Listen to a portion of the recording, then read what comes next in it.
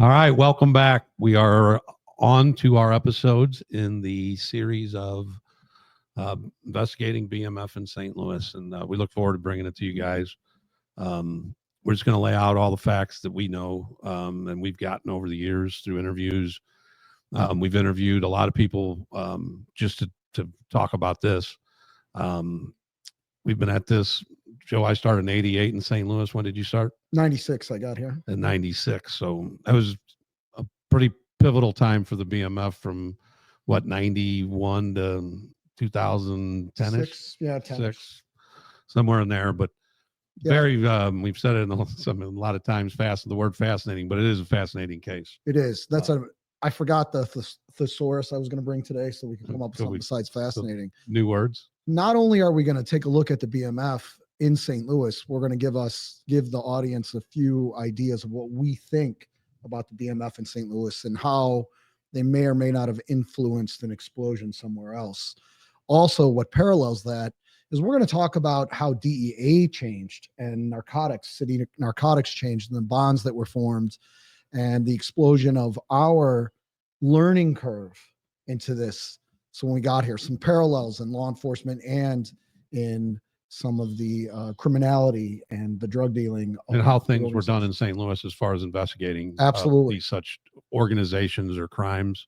I think it was the meeting of two opposing forces on a chessboard. All of us were young. All very young. All learning, including the St. Louis guys. Yep. The other guys on the other side of the chessboard. They were good. So they were, and we were raw. And I'll tell you, and it's not to sensualize or grandize, but they taught us a lot that we used for the rest of our career on how to investigate these cases. So, well, you had to be ahead. They knew all the techniques that law enforcement were using. They had people sitting in trials. And whatever techniques law enforcement would use for whatever era, they would know those techniques just as well as we would. Agreed. As far as what we would do to try to catch these guys. Very, very savvy. Right. Very savvy. And I think what we're going to lay out is that Q, who was Quinton Thompson. So we'll just get that. I think his name was Quinton Thompson, who we'll get into here shortly, was he laid the foundation for the explosion of BMF. In our opinion, 100% agree with that. Now, that's not to disregard what everybody else did in the organization, that they weren't, because at the time that Q's laying this foundation, Cuffy is also dealing with the Cuffy and the Gatling and his brother, Magic Duran. I think he went, what else he go by? Wani and Cuffy. Wani. And they came out of the Peabody Projects, which was here. So there's a lot of stuff going on in the early 90s that really laid the groundwork for the explosion of BMF done in here in St. Louis. You know, Cuffy, he's on some show or some saying he met him in 91. He met Meach in 91. Gave him his first $1 million out of St. Louis. Yeah, that's a great little statement. Right. And that just goes to show you the magnitude. But while they're doing their thing, Q is on the other side. And Q he never is like a full-fledged member of the BMF. Where Cuffy, when he got in, he was more of a member as far as he was distributing a lot of their drugs that came from wherever they were coming from, probably Atlanta. Not Atlanta. No, they had sophisticated things, but it was coming from wherever it was coming from. It was their dope. His money would eventually end up in the hands of Meach and Southwest T. Correct? Yes. And there's a good book about the Cuffy years and some other stuff. It's an easy read. It's the St. Louis, The Untold Story, The Black Mafia Family. I think if you're interested in any of this stuff, giving him a shout out. It's actually not bad. I read it, and it filled in a lot of that stuff that's in that book. We're going to talk about the investigations behind it. We are. They actually mention our group in here a couple times, so that's kind of nice. They mention a person by name in our group once or twice, and that has to do with some ill-fated decisions made by Terry Flannery at one time. And when you're talking about our group, Joe and I worked together at DEA. Joe was a group supervisor for Group 31, and I worked there as a task force officer. And we had a lot of fun working with these guys. And all the information we're getting about here, we're not out to harm nobody, to spread bad information. The case is over. We had fun investigating it, and we know you guys had fun while you're doing it. There's the endless stories of the fun that was had. However, retirement in that business isn't all that glamorous. And No, and again, we have nothing against anybody. No. You know, we wish everybody well. A lot of the names that were be mentioned throughout these cases, a lot of them have gone to prison, been out, and we wish them the best of luck. And always. And, And if anybody wants to come on, anybody Right. from that era wants to come on and The- talk and fill in a little bit, we'd love to have you. it's all over. We just want to, and like, we'll use the word again. It's just a fascinating case of young people on two different sides of the fence. And Absolutely. and the stuff that we had fun too, not as much fun as they had, you know, from their stories. But We definitely didn't have as much money, that's for sure. no doubt about that. I think one of the really fascinating, there we go again, I'm going to come up with a different word. One of the really interesting things for me, and we talked a little bit about this, and we're going to set this up, the foundation, like you said, is the parallels between, as they're growing, and I'm just going to, when I say DEA, I mean DEA and our law enforcement partners at St. Louis City. So I'll just say the investigative team. But at DEA here, when I first got here in 1996 out of the academy, which was in Quantico, Virginia, there weren't a lot of agents here, and they were senior guys. They were GS-13s, which is like journeyman grade.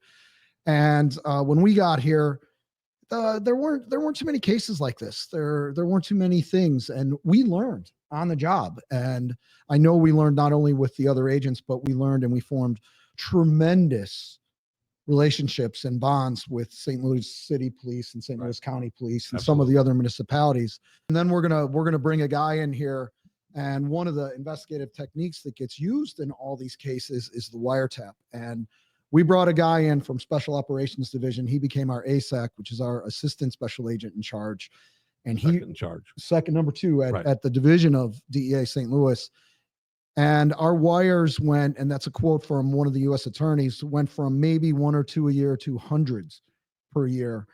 And we all grew up writing them. Right. We all grew up the two Tommies. I never wrote one. I wrote dozens of them. The two Tommies taught me how to do it, and they were some city guys associated with Tommy us. and Tommy were involved in a ton of these cases. Amazing. An old guy, I'll just say his first name, Sal, did a great job with the unit that he had, and we all kind of learned. He taught them.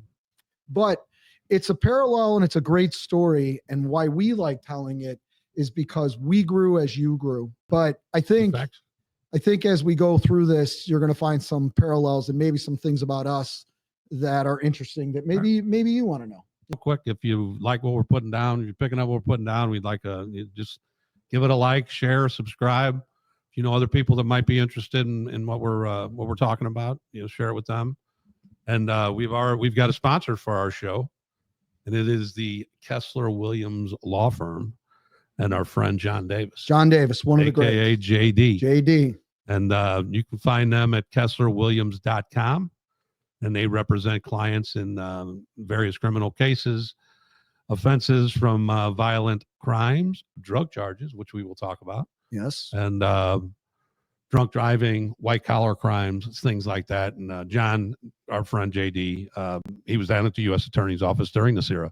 He was. I asked him if he did any of these cases. He said no. But they know their way around the courtroom. Brad Kessler, a legendary lawyer here, probably represented a lot of these cases. That's his name in the Kessler Williams. And JD's started out as a state judge, and he went to the U.S. Attorney's Office, and now he's a defense attorney. So he really knows his way around the courtroom, and we appreciate him sponsoring our show. Yeah, very much so. Thanks, John. We like to talk about St. Louis. It's all we really know. It's all we really know. Now, and, it was big. It was big here. And we didn't really know about the BMF in 1996. We knew about it, but we didn't know about it. But we knew about Q. And we think that Q had a pivotal role in the explosion of BMF. He built the foundation here in St. Louis that ultimately led to the explosion and we're going to lay out those facts. But again, we're not trying to demean anybody from Detroit or Atlanta that was involved. And what we mean by that, which is it's kind of ironic, and it's not what you may think with what I just said. So the explosion is actually caused by the arrest of Q. Yes. And we'll get into that next week. And that's what I think is amazing. Right. And I don't think that there is a BMF as big as it was if Q didn't get arrested. Right. And Well, that led, and we're going to lay out some facts, but that kind of led to it all. But I think the way we start is just going into so there's a lot of things simultaneously happening. We're, like Joe said, we're all a bunch of young coppers, young agents. And while Q's laying the foundation on one side, and what we want to say with Q is that he's not part of the BMF. He never claimed to be part of the BMF, but he was tight with Terry and Meech Flannery, which are the two brothers that started BMF. And that's Terry Flannery and Demetrius Flannery. correct. And they go by Southwest T and Meech. And you'll hear their names, but we're going to stay out of Atlanta and what happened in there. There's a couple stories about it, but for the most part, we're not going to talk much about that. But Q here in St. Louis. So Q started drug dealing around 1991, or no, late 80s. Late 80s. Late 80s. But about in 91, he got introduced to it with my OG by the name of, what was his name? Charles McRoberts. And he gets them into the game, and they're doing their thing. And they're getting their cocaine out of California, which is a very obviously a border city where a lot of drugs come through. And which is very ironical again, Jerry, as they say. That's an old movie thought. Is it?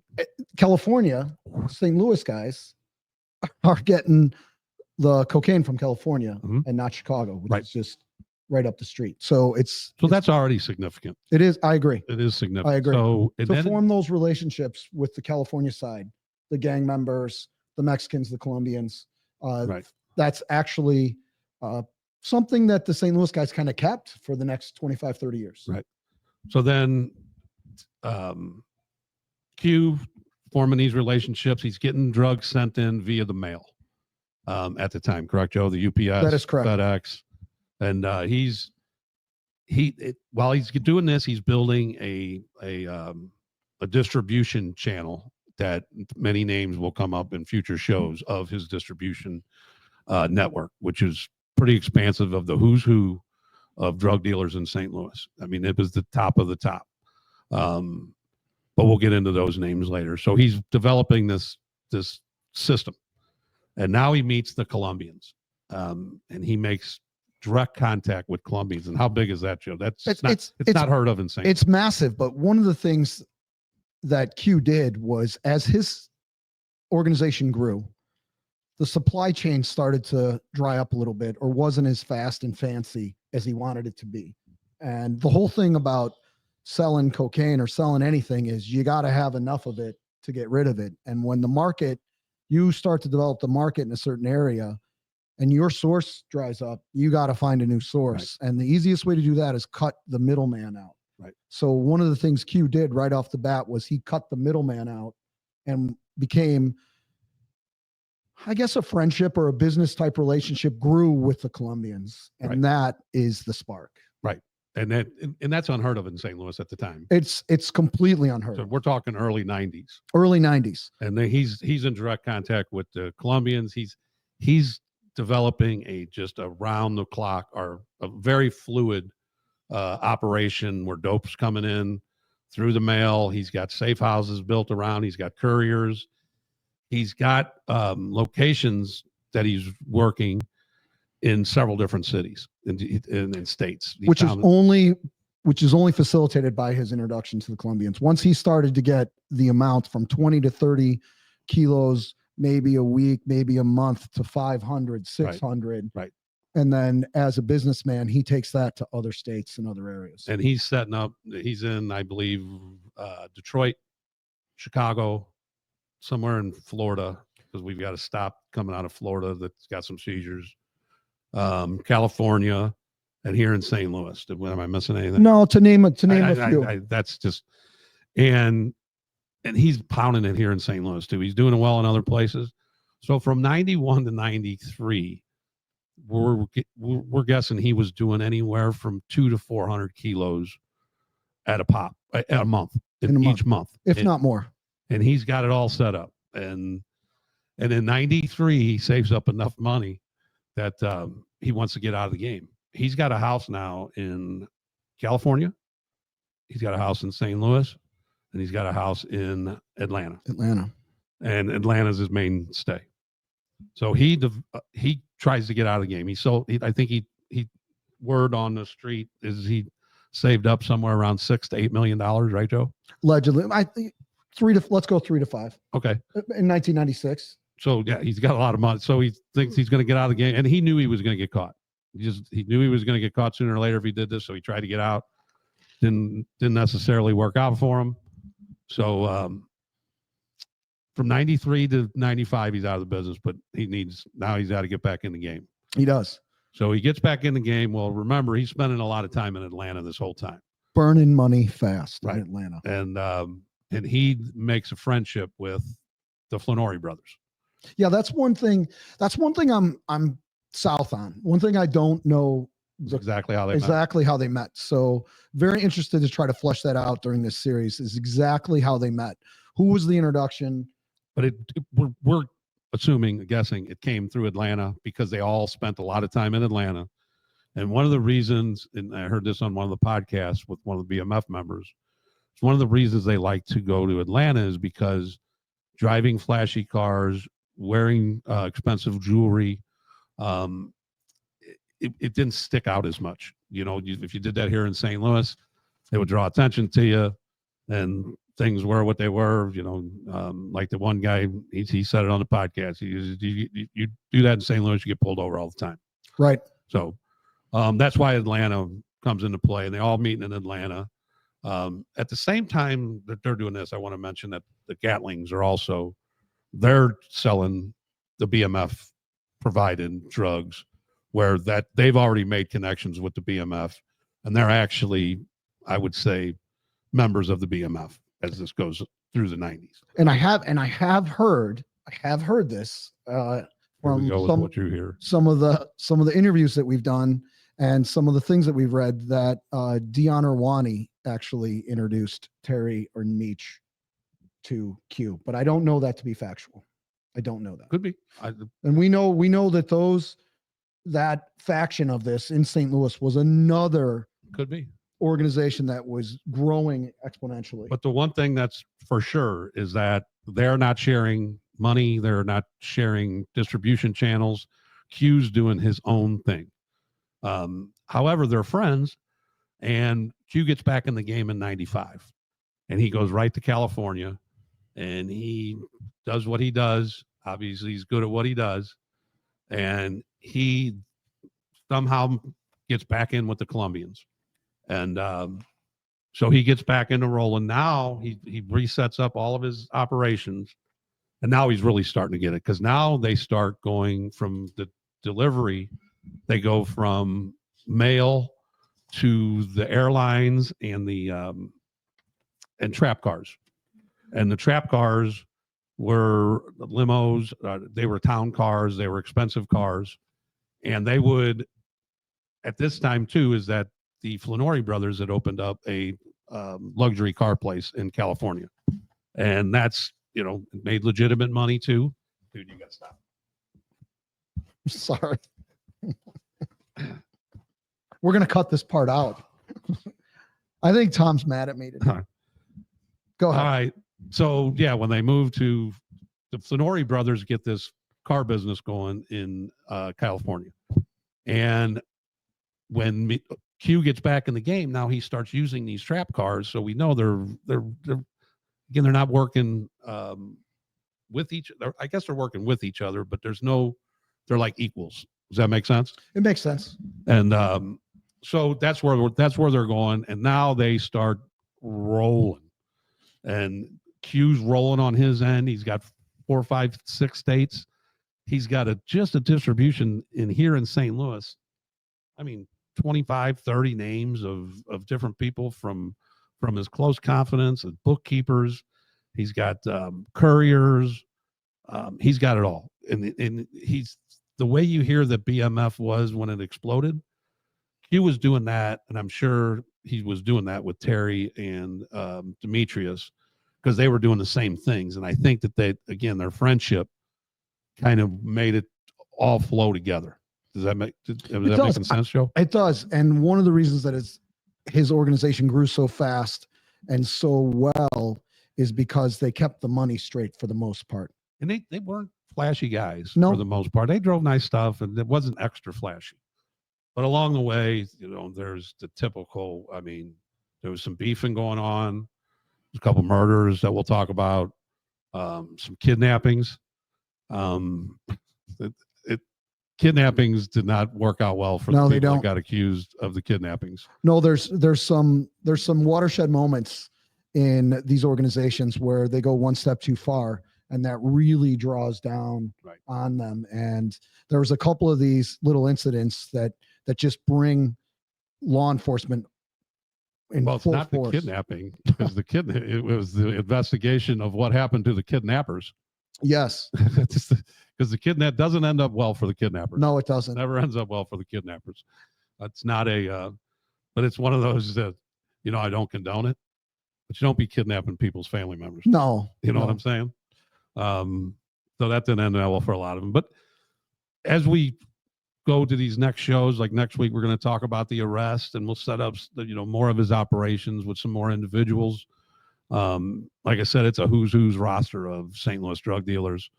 And they were good at what they did, but we were good at what we did too. We were all learning together. And like Joe said, when they made mistakes, we pounced on them. But when we made mistakes, we just missed dope. We did. So it's not good. Obviously that dope that goes on the street is not a good thing, but we seized a lot of money over the times. We've had some undercover buys that went, one of the, remember what I think it was Lonnie, the guy that went and got some keys fronted to him, and the guy and the informant tried to steal 5 of them. Oh my God. Shoved him in the roof or something. I don't remember. And we found out, whatever. Silly stuff like that we'll talk about along the way. We have a lot of good stories of mistakes, laughter, drinking some beers, trying to figure it out. But we're also going to tell stories about what we learned from them, because we were brand new too. Right. We were all brand new to the game. And as you guys exploded, we exploded, meaning the organization. And that's what we want our audience to see. We want to show the parallels, and we want to show that St. Louis at that time was a mecca of this. Yeah. It was a mecca. I don't think anybody can really realize how important it is to have a Colombian source. Now, the source didn't last forever. They had to go back to the roots with gang members and others that maybe they met in prison or whatever out in California or Chicago or wherever it may have been. But to have that, and there's some really interesting stories about how that all kind of unravels and how we figure out who they are. Can't wait to tell you those stories. Well, I think one of the things too is that the other side of this, we're doing the Q side too, but the Gatling side is interesting as well. It is. They're a bunch of like I said earlier, they're a group that grew up in the Peabodys. That's where I started my career, and talked to a detective that Tony Lockenick, who's been on the show. He went by Pretty Tony. That's what he was known by in the projects. So he has some stories from the younger years of them. And there was a kidnapping involved there that went awry that we can talk about. And but there's so much stuff going to go on. So kind of bear with us, because we're going to be jumping around from years to years. But at the end, I know what I wanted to say earlier was that it is in that 95 to 98 era, and this is right before Q goes to jail. They're doing about 600 to 800 kilos a month just in St. Louis. Which is ridiculous. Which is out of control. And I left St. Louis in 2010. I went out east and did some other things, and then came back in 2017. And I don't think I remember anybody doing that much. No. And I don't even remember. How about since? We got anybody on the who's that on the docket that's doing it now? I don't. Which one? Anybody we think in St. Louis that's that big now? 800 kilos a month. I mean, I've been out of the game since 2010. Been out a long but I haven't time heard too. any. I haven't either. Well, that TT trial that I just covered, Anthony Jordan. Right. They were doing some decent weight. Decent weight. Okay. And not nothing like this. They were doing some decent weight though. But these guys, 6 to 8. Like I said, he's got like 25 people that we've came across or more. Yeah, 25 people, but also some. They were doing 30 to 50 keys a pop. Absolutely. A lot of these guys. And then I think there's some really interesting stories about the way they did the organization. I mean, we spoke a little bit last night when we were having a couple beers. We spoke a little bit about money drops and phone dumps. And I still call myth on your phone money drop. I have He's claiming. I have tell something. Tell him that fucking. I called myth on this, but go Well, ahead. I have something that we'll talk about during the arrest when we go back and talk about the Colombians, and we'll talk about some wiretaps out of Miami and LA where some specifics were captured and said, and we started to put some things together. But that's some of the money drops. Trash can story. So at one time, see if these guys believe. Well, let's check to see. So at one time at Forest Park, we believe that this organization was allegedly involved with maybe some ex-Mossad guys or some ex people that trained people how to do deals and pickups and all that kind of stuff. And they were actually doing money drops in garbage cans in Forest Park and then drawing little chalk marks on certain lights to know. I thought you meant the BMF was doing it. Q and those guys. You said the Mossad was doing it. No, so no, these guys are tied into the Mossad? No, allegedly trained by some ex-guys. Oh, okay. So no, I didn't say the Mossad was doing it. Crazy now. Boy, now we're in trouble. That is not. No, so a very interesting. Mossad had nothing to do with these. And then we brushed over the trap cars, but the significance of the trap cars is monumental. It's monumental. Yeah. Where the traps are, how they do it. They allude to it in the show, 50 Cent's show on Stars. They allude to it during the filming show, not the documentary. Miles talks about it on Jabari Hayes. Right. And we'll talk about his 2 stops here in St. Louis. We got a little information on those. We do.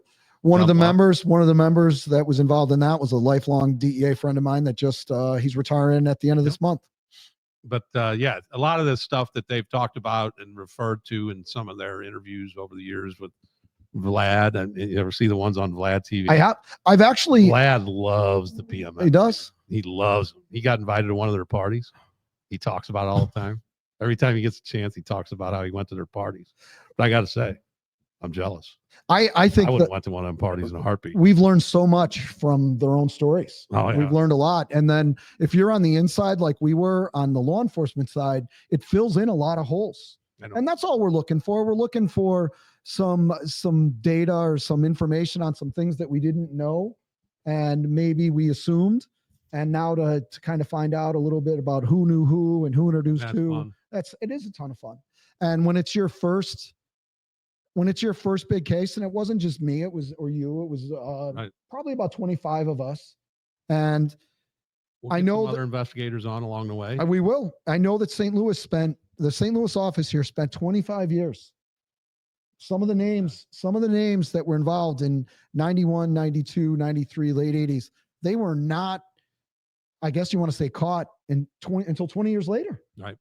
It took that long. And I think what's amazing about that is, can you imagine if we knew now what we knew then, and we could have attacked the organization a different way? That's life. Yeah. No, everybody wants to know more back then than all the stuff they know now back then. Nope. And we'll get into the arrest of Q next week. Like, subscribe, and share, and we'll see you next week. Peace. Thank you, guys. Peace.